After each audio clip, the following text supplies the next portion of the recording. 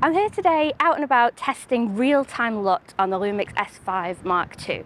Now, what is real-time LUT? You can add up to 10 LUTs into the camera and you can use them baked in on your video and photos. With the photos, it bakes into the JPEG, but you still have the RAW. So this is my challenge. I'm going to go out today and shoot nothing but real-time LUT photos. So that means no editing, no fixing my wonky horizons, no boosting in post. What you see is straight out of camera. Now, I've put 3 of my own custom presets into this camera. I have a black and white one, which is called Black Frost. I have my everything preset, Old Faithful, and a new one that I've made called Streetwise, which I think is going to work really well when the lights go down later. After the fun stuff, when we've been out and about, I will show you exactly how to set it up in camera, but let's get on to the photo walk.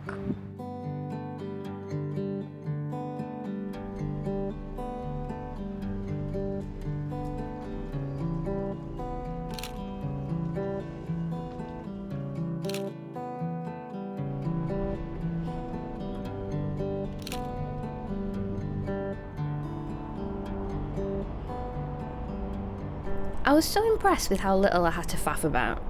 I was expecting to have to manually dial in the white balance on every shot, but it really was just shoot and go 90% of the time. I found ramping my exposure compensation up or down could get some creative results, but leaving it in the middle is also fine.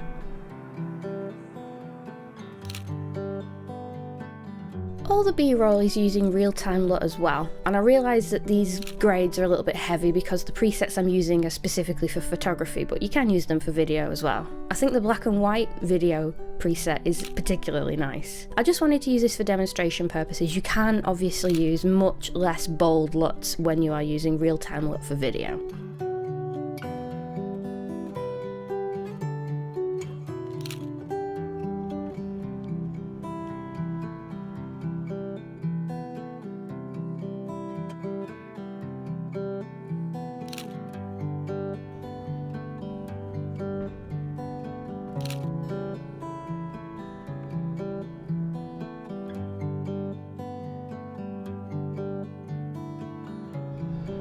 These Ferris wheel shots are my favourite of the whole night. I was so happy with the stabilisation in the S5 Mark II. I've left in exactly what you can see here, where I'm shooting handheld, I'm not leaning on anything, and the photos are all crisp and wonderful.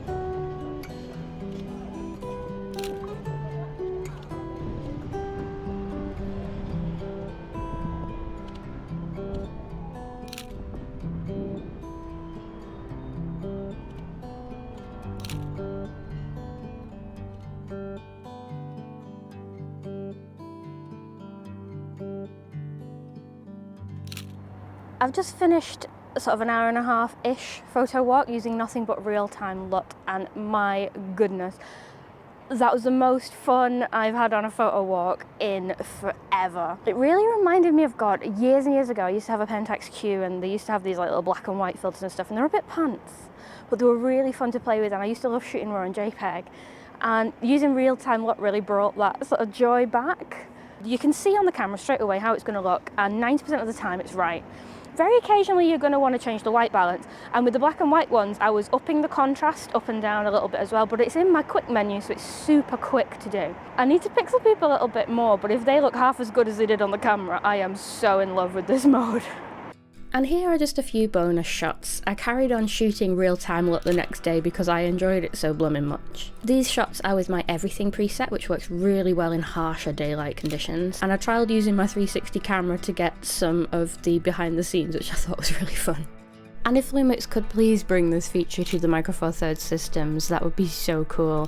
I mean, having the smaller setups with the street photography, just run and gun set up like this would be so good and set them so apart from the competition.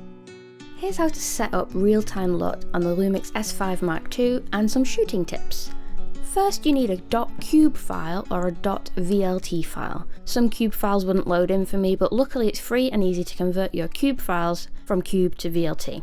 I'll leave a link to everything in the description. So you can convert your Lightroom presets to a cube file and then over to a VLT file if needed. Honestly, it's not as complicated as it sounds, it's just a few clicks.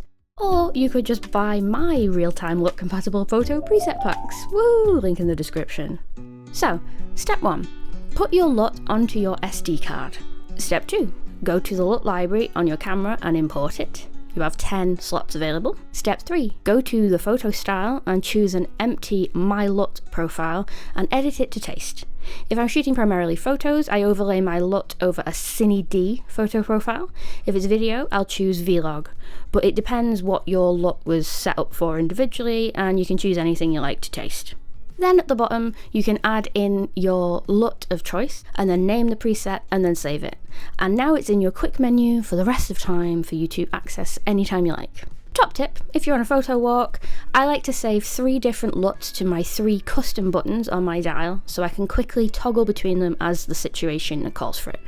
If you want to make changes on the fly, you can add and remove contrast in your quick menu, and also changing exposure conversation can change the look as well. Make sure you're shooting in RAW and JPEG so that if things don't go to plan, you still have the RAW as a backup. Easy as that. If you'd like to learn more about the Lumix S5 Mark II, check out my full review here. It was shot in Tokyo and it was so much fun, and you'll get all the information that you need.